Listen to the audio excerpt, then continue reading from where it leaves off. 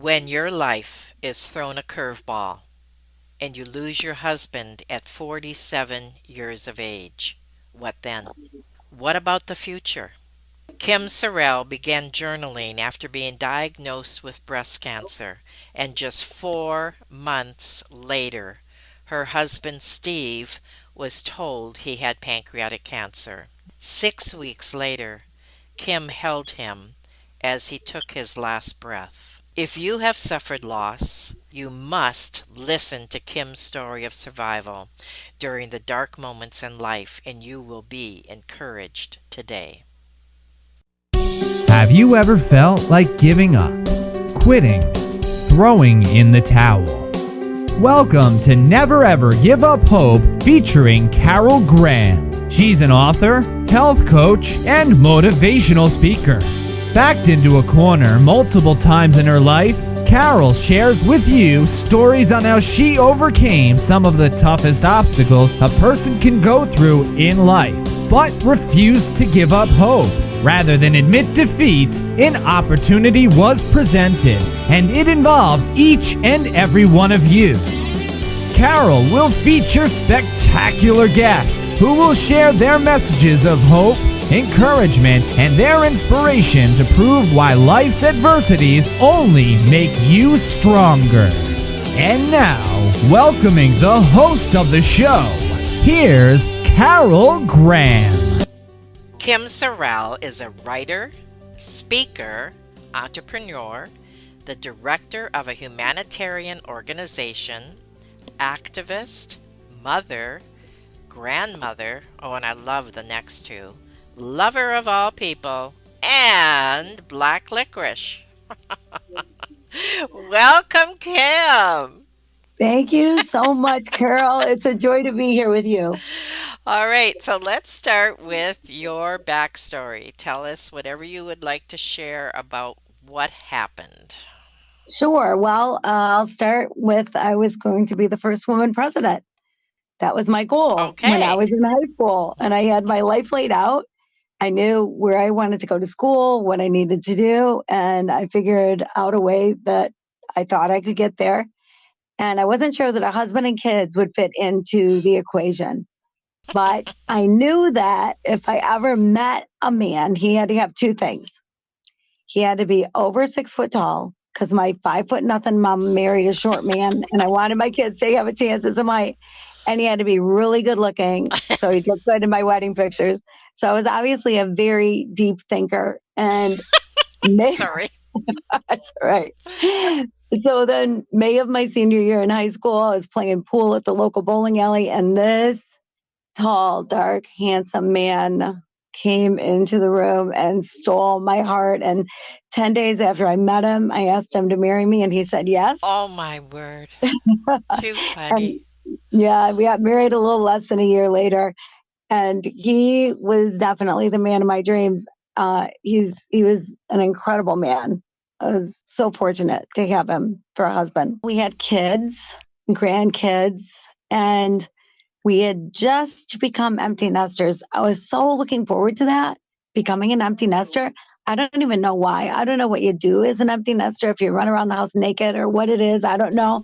But whatever it is, I was so looking forward to it. We were so excited. And we love our kids. I mean, it's not that, but man, we were ready for some alone time. I went kicking and screaming to a mammogram because there's no breast cancer in my family. And I just knew that this was a waste of time and the medical community just getting money. And then that led to an ultrasound that led to a biopsy and that led to a phone call on a Friday afternoon saying that I have cancer, breast cancer. And they'd call me on Tuesday. And so it's a Friday afternoon. Like I can't ask questions. I can't call back. I can't anything, just left me with that news. And I called my husband. He was at work. And he was home in a flash, and I couldn't hardly get out the words when I Right, called him. right. And he was home, and he came in, and he did the exact right thing. If anybody's wondering, what do you do in this moment? My husband did exactly the right thing. He just held me. He just Right. held me, and we just stood there for the longest time, just holding on to each other. And so then began the journey of breast cancer. She started having stomach issues like a couple weeks later. And so we went to the doctor, and the doctor said, "Oh gosh, it's just nerves because of what Kim's going through. Right, Just take right. some Tums, some Rolaids, something." And then he went back 2 months later, and the doctor again said the same thing: take some Rolaids. But Really? yes, but that he would get him into a gastro person. Now, how many So, years ago was this? Because they do different testing now, correct? I'm not sure what testing they do any differently now. They didn't do any testing, period. His doctor's appointments, they didn't do anything. So they should have, but they didn't. And there's so often, I think, when people go, "Oh my gosh, if they would have just done blood work, why don't they just do blood work on everybody and check the CA 125, the cancer markers in your blood?" But the reality is, most of the people, the high majority of people, it's not going to come up with anything.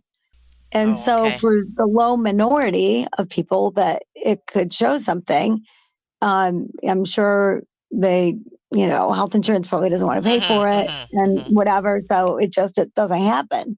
They didn't run any tests at all, no blood work, no anything. But they made him an appointment at this gastro specialist, and it was 2 months later. And the day after his appointment, I was having a complete hysterectomy because of the type of breast cancer I had, and a colonoscopy because that's a place that this kind of cancer likes to travel. And so for anybody who's ever had a colonoscopy, you don't leave your house the day before when you're doing the clean out. I couldn't go, many steps away from a bathroom. And so I couldn't go with him to his doctor's appointment. Oh, And I'm the mouth. I would have been the one going, "Run some tests, do something. This is ridiculous. right, It's the right. third time in, and do something for this guy and listen to him. He knows that this feels different than any stomach pain he's ever had. So he knows that there's something. So listen to him." Well, he came home from the doctor and said that the doctor told him the same thing that his regular doctor had told him, to take some Tums or Rolaids. I was so upset. I was so mad, but there was nothing we could do about it. Mm-hmm. I had surgery the next day. And when I had surgery, they also found bladder cancer during the surgery. And so my recovery was a little different than just a complete hysterectomy, as if that's Mm-hmm. not enough. And so I'm still in bed watching Grey's Anatomy reruns and wearing pants with elastic waist, right? And then I woke up. My husband woke up and was just miserable. And he said he'd barely slept that night, and that he just was miserable. And I said, "Well, that's it. Go to the ER. They'll run a test. They'll do something. Just go to the ER." Right. So he drove himself to the emergency room. And my husband was a man of rules. If there was a rule, he was going to follow it. And it probably said no cell phones in the rooms because it was long enough ago that Mm-hmm, it mm-hmm. would have said that. And so his cell phone was not on. And I'm waiting for a phone call. Finally, he calls and he said, "Well, I guess they're going to keep me overnight." And I'm like, "Keep you overnight? They don't keep anybody overnight. What do you mean they're going to keep you overnight?" So I threw on like big girl clothes and hopped in my car and drove like a crazy woman in my Vicodin induced state. And I was almost at the hospital when my phone rang again. And he said, "I guess there's a spot on my liver." I'm like, "Spot on your liver? What do you mean there's a spot on your liver?" I just started bawling, and I got to the hospital. I Oh, parked. I ran in holding all parts of my body because everything hurt. And I asked where he was. He was behind a curtain. I run back there, tears streaming down my eyes. I grab the curtain and I open it up, and he's just sitting there like nothing's going on. And I'm bawling. And he looked at me and he said, "Listen, I'm not going to invite you out anymore if this is the way you're going to behave." And I said, "Listen, buddy, you are not allowed to be funny right now." They admitted him, and then tests for a few days and whatever. And finally, we got the diagnosis of pancreatic cancer, which is not a cancer you ever want to hear. It's Mm. not, it's barely treatable, not curable. Um, the if you can handle chemotherapy, my husband did one round of chemo, and his numbers were never high enough to do another round. But chemo, if you're able to do it, they said would double whatever life he would have. But when he was diagnosed, the doctor was pretty optimistic as far as length of time. Like he said, if people live a year with pancreatic cancer, it's a victory. Some people will live a little more than a year, but if you live a year, it's a victory. So he said, you are young and you're fit.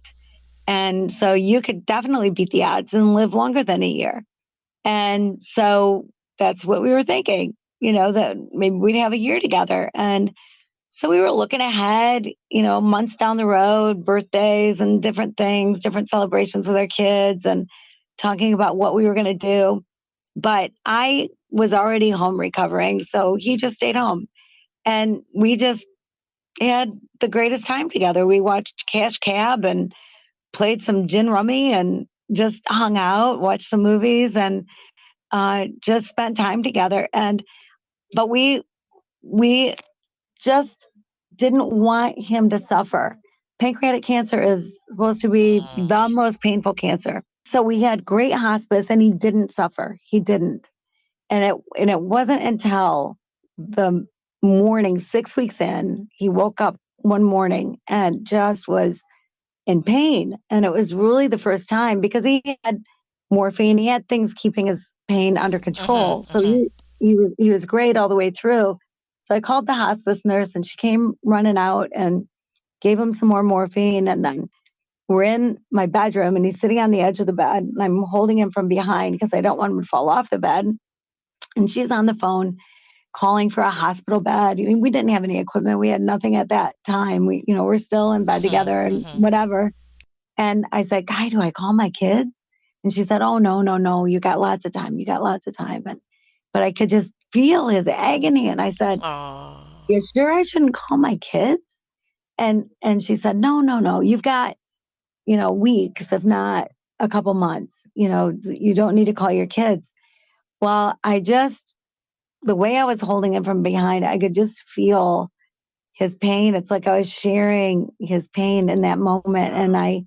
I just, I whispered in his ear, I said, baby, just go. And that was it. Oh my goodness.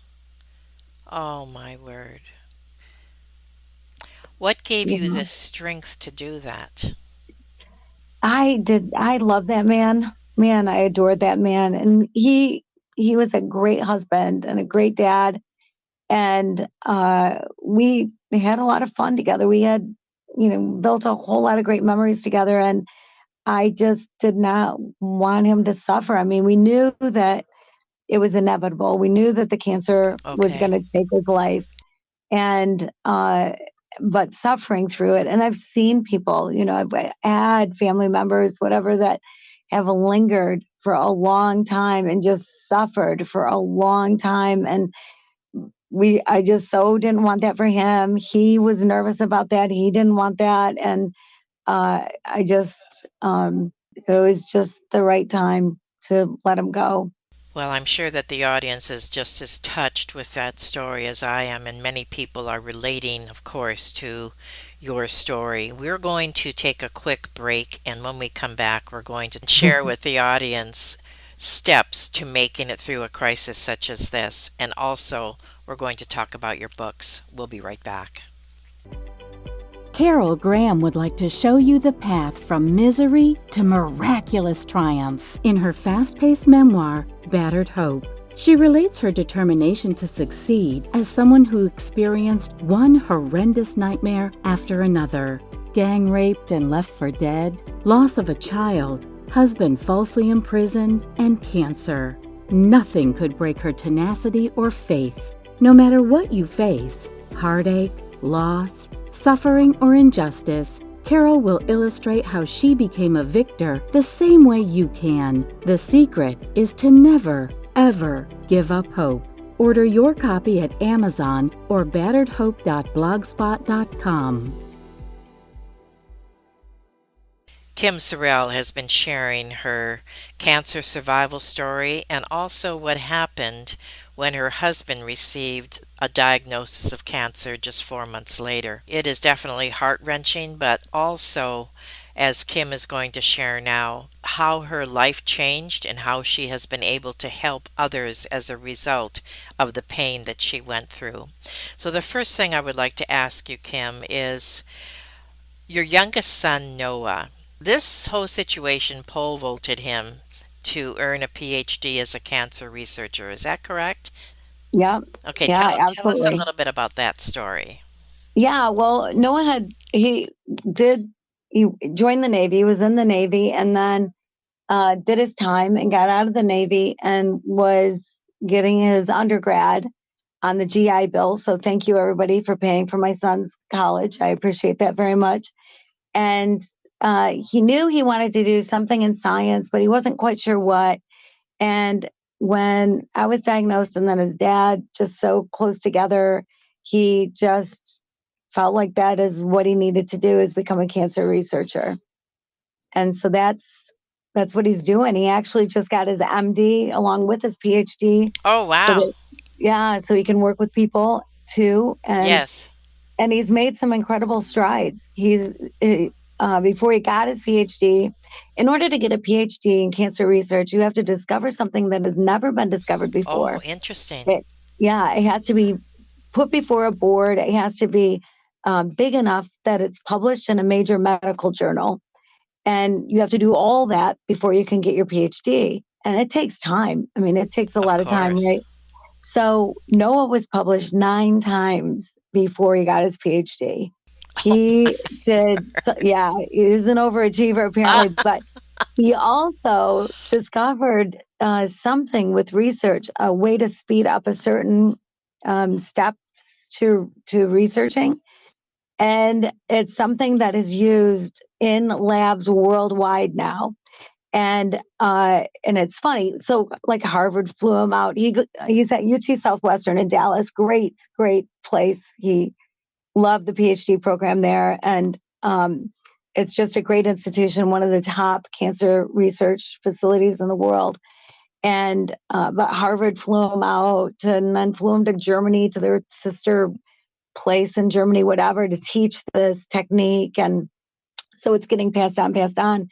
And uh, and it's funny because he's run into a couple times where he's been in somebody else's lab, and they're saying, "Oh, do you know this technique?" And they're showing him his technique, and he doesn't say anything. He's like, "Oh Aw, yeah, that's great. Yeah, that's nice. Thanks for showing me. That's awesome." humility. Yeah. Awesome. Yep. Aw. And your Yeah. other children? I have five. Yeah, and people that have lost somebody and they have more than one probably have run into the same thing. Everybody handles it a little bit differently. Yes. And so to kind of try to be where they are, and as a mom, I'm thinking I got to Yes. be strong for Yep. them. And so then we got to a point where they thought I wasn't grieving right. Like there's rules to grieving and Right. I wasn't following them. And I'm like, oh my word, so it's a tough situation because I'm trying to please them. They're trying to please me. I'm trying to get them through it. They're trying to get me through it. Secretly they're talking behind my back and saying that I'm living in la la land. My husband used Mhm. to say that actually. Because I'm very optimistic. My husband was a pessimist. He would say that he was a realist and that I live in la la land. So whatever the truth of the matter is, but it is tough navigating all that, with family, with grown children. My kids were all grown, and my grandkids were young enough that they don't really remember, didn't really affect them. Um, but my kids, it definitely did, and still does. They miss their Of dad. course. I miss him. How He's long so how many long has he been gone? 14 years. Oh my word. Wow. I know. Yeah, crazy. Yeah. Yeah, I was in my 40s, and he was 51, Wow. married an older man. Way Yes. too young. Yeah, way too young. Exactly, way too young. Way too young for me to be wearing black and Yes. having six cats and doing needlework or Yes. Yeah, no kidding. whatever. So it was interesting to navigate. And When I was finally able physically to go back to work, because I still had to get through all my stuff after he passed away. Mm-hmm, mm-hmm. And so when I finally got the, yep, you go, go be you, whatever kind of word, uh, I didn't know what I was going to do because I had businesses, but I had people running them. So I didn't need to go back to my businesses. I was running a nonprofit, but I stepped down from that when I was diagnosed with cancer. And then I didn't know what I was going to do. And I happened to run into a man who was running a nonprofit organization that my father and I had started 10 years before this. And I said, hey, do you need any help? What about bookkeeping? And he's like, oh, yeah, that'd be great. So January 1st of that year, I started out as a part-time bookkeeper, figuring that I'd figure out my life. And then 12 days later, there was an earthquake in Haiti that killed 200,000 people. Right. So I went from part-time bookkeeper to 24/7. And then within a couple of weeks, I was on the ground. And then I was in Haiti for at least part of every month for the next several years. I was going back and forth from Michigan, my Okay. hometown, Okay. my home state, to and Haiti, but I was there more than I was home Okay. for Okay. a few years. So now tell us about your books. The first one, Cry Until You Laugh. I love the title. Share Thank with you. us. When I was diagnosed, the next day, get the phone call on a Friday. Saturday, I went to the bookstore because I'm thinking there's got to be a book, that will help me with this. And everything was either very medical or very depressing. And I Hmm. thought, I want to know, what does it feel like? What is it like to go through breast cancer? Are there choices you have to make? I knew nothing. And so I started writing really partially as a way to update family and friends. Hey, I'm going to the doctor tomorrow. I've got surgery next week, that kind of thing. But it was so therapeutic, and my writing was so much more than just the details of the cancer. Hmm. And so before I knew it, 5,000 people were reading what I was writing.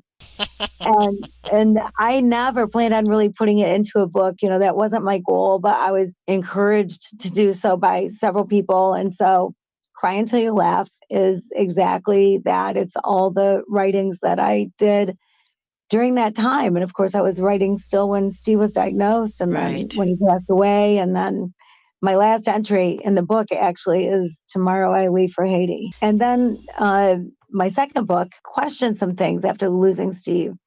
And one of the things I questioned is the real meaning of love, because it seems to elude us. I feel like you can put 15 people in a room and get 15 different answers.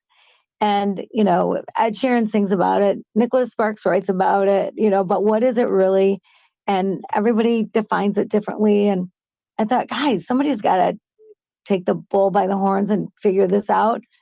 So I decided I would dedicate a year. I need to say that one more time because this is so out of my comfort zone. Dedicate a year to figuring out the true meaning of love. And I have a hard time going to a restaurant and committing to an entree. So committing a year to something was well beyond me, but I just felt like it was something I had to do. And so I took this 2,000-year-old poem, love is patient, love is kind, does not envy, does not boast. You hear it at weddings a lot. And I decided I would take one word or phrase a month and figure out, well, what is love that is patient? What is love that is kind? And I'll tell you, Carol, the things that I found out blew my mind and rocked Really. my world. Yes, Wow. there's so many things about love that I never knew. And there's things that we're told about love that just are not true. And so there's like myths around love and that need to be not myths anymore. They need to go away.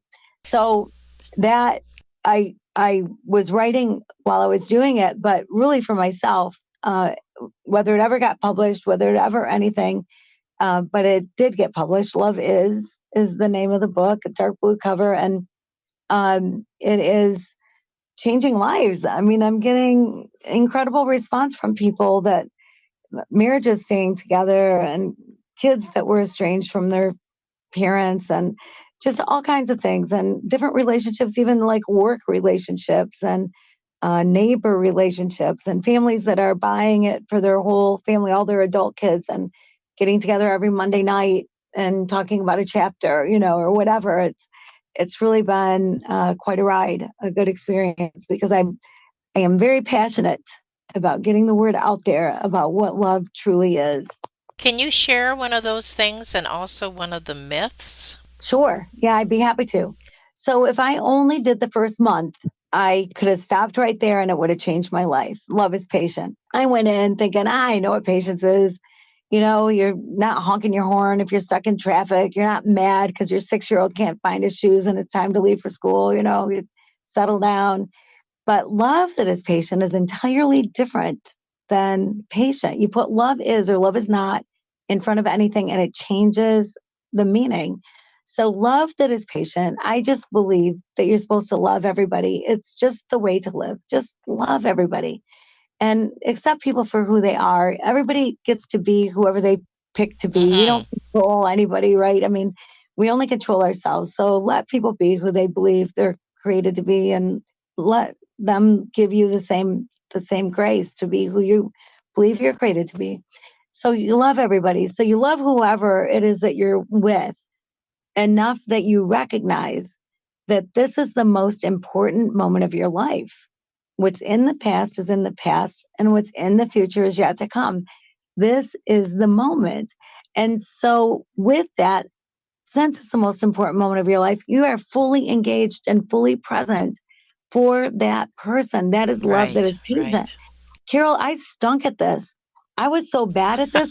I I thought I was engaged, but man, I would be in conversation with somebody thinking about, oh, who's got to go to soccer practice? What am I going to make when I get home for dinner? You know, all the kind of things that go through. I got this meeting going on, the things that go through your head. And I was not engaged. I had to practice and practice and practice this.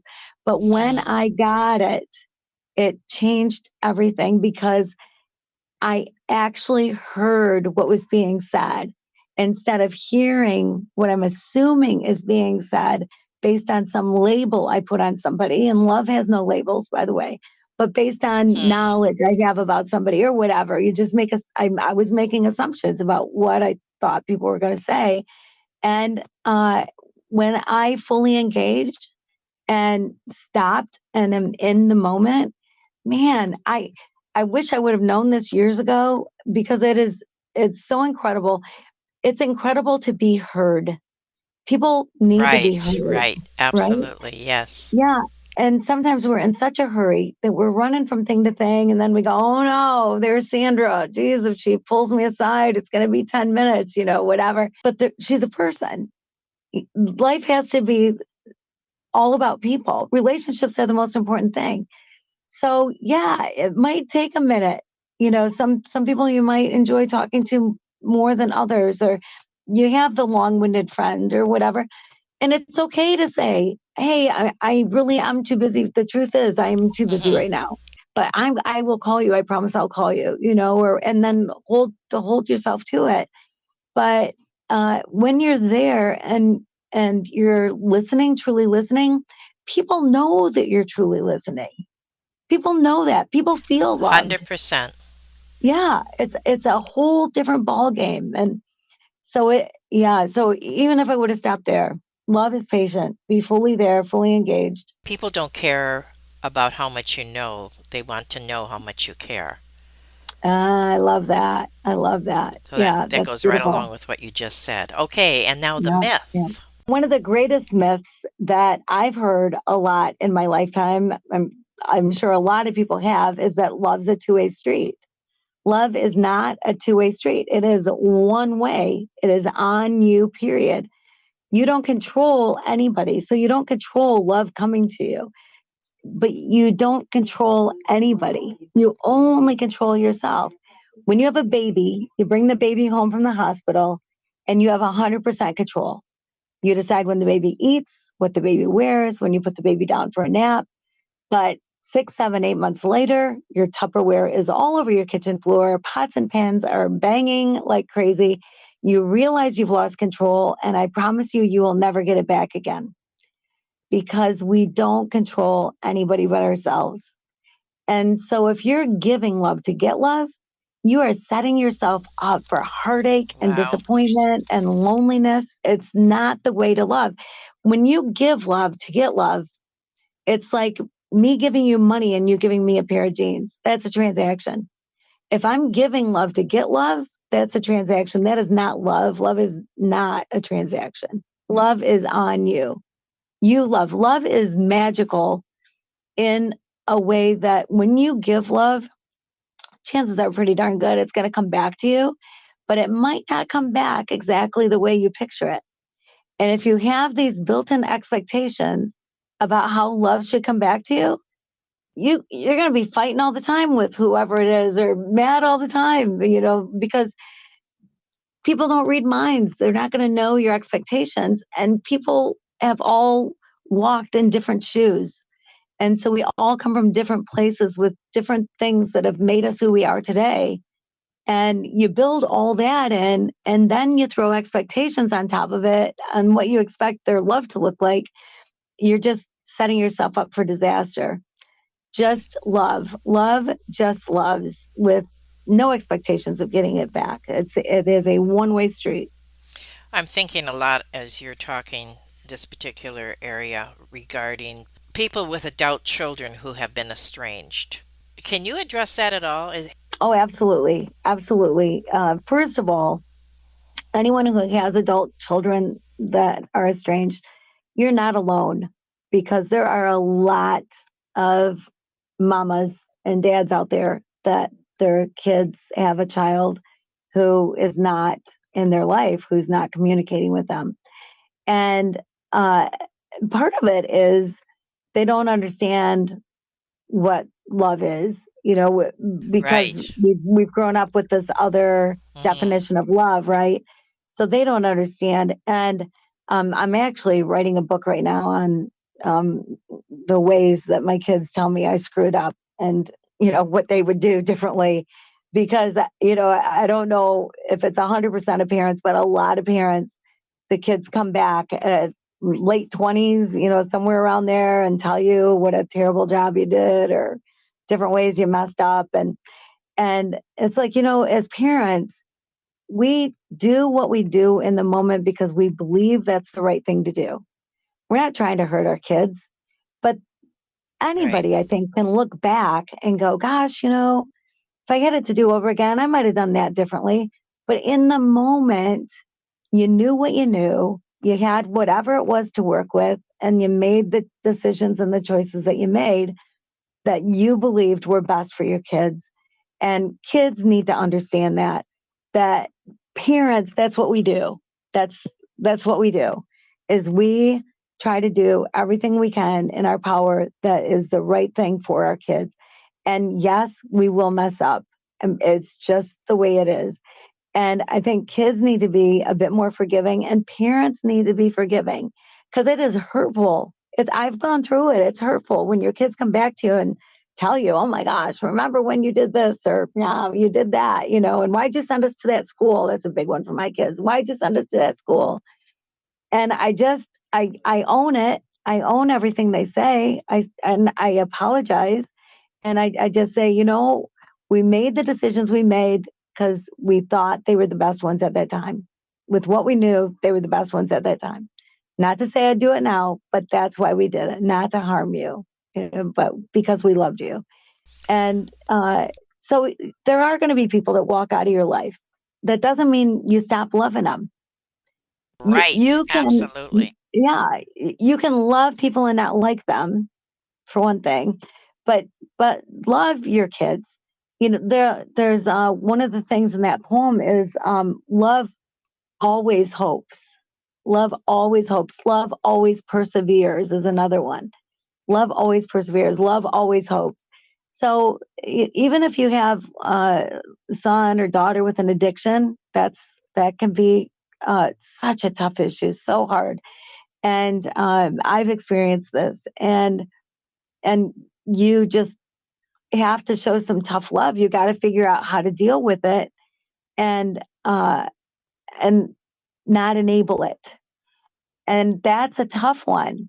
But love that always hopes and love that always protects would say that you love, and the way you're loving, the way you're protecting them is you're protecting them from not from themselves or not from the alcohol or drugs. That's not what you're protecting them from. You're protecting them from never getting hurt, because people are going to get hurt. If you smother and you try to fix it, it's one thing to be supportive and love people through it. But if you try to fix it, they are the only ones that can fix it. No one can fix it for them. And sometimes you see where parents just keep bringing them back, giving them money. They don't have a job, bringing them back, bringing them back. Well, really, if you love them, there are times you have to say, buddy, you're on your own. I love you. Come on over for Sunday dinner. Give me a call every day. I don't care, but you're on your own, because then they have to step up. Then because it's their decision anyway. You don't have control over them. And so sometimes it's okay to let people go. If you're in a relationship that is a bad relation, that is hurting you, that is physically, emotionally damaging you, walk away. Love would say, walk away. Because if you stay in a relationship like that, that means you are there enabling the person to Absolutely. stay in that behavior. They're not going to change their behavior because you're allowing it. Love would say walk away so that they can change their behavior if they want to. If they decide to, it's up to them. But walk away. You don't have to stay because you said I do at an altar. You don't have to stay. If the relationship is bad, walk away. And it's the same really with parents and kids. It's heartbreaking. It's so heartbreaking. But the reality is there's relationships that are not healthy between parents and kids. If it's not healthy and you need to breathe for a minute and walk away, do it.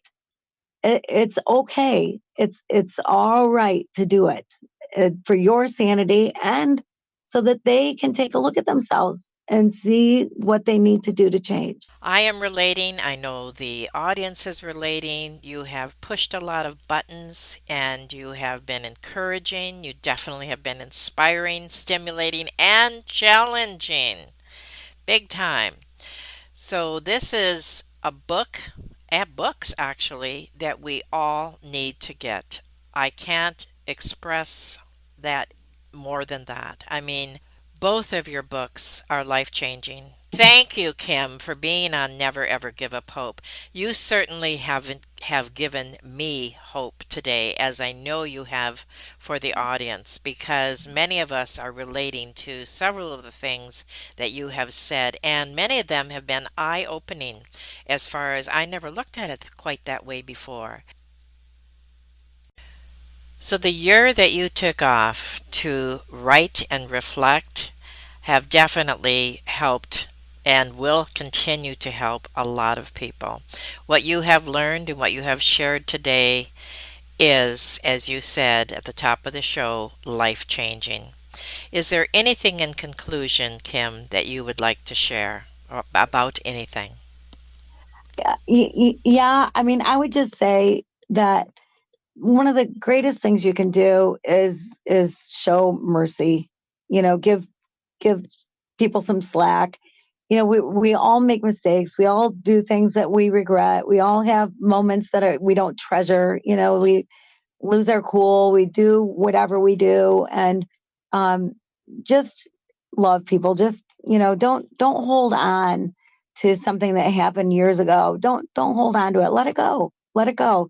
That's one thing that I learned is love keeps no record of wrongs. I mean, it's a whole story by itself. And Good. but quickly to wrap it up is all that means is that you don't forget the things that happen to you, but the narrative changes, the mood of the story changes. So instead of, oh my gosh, this rotten person that did this rotten thing to me, you're just like, well, this happened, whatever. Because you get to pick that. You get to pick how you react to anything, anytime. And so it doesn't have to be something that you hold on to. Let it go, and give people some grace. Perfect. Thank you. I really appreciate you saying that. And thank you again for being on Never, Ever Give Up Hope. Thank you for listening to Never Ever Give Up Hope, featuring Carol Graham. Did you know that most people succeed because they are determined to? Quitting was never an option. Carol loves your comments and will respond to each one. So please subscribe and review this podcast. A rating of 5 stars would be outstanding and appreciated. Remember, if you are still here, there is always hope.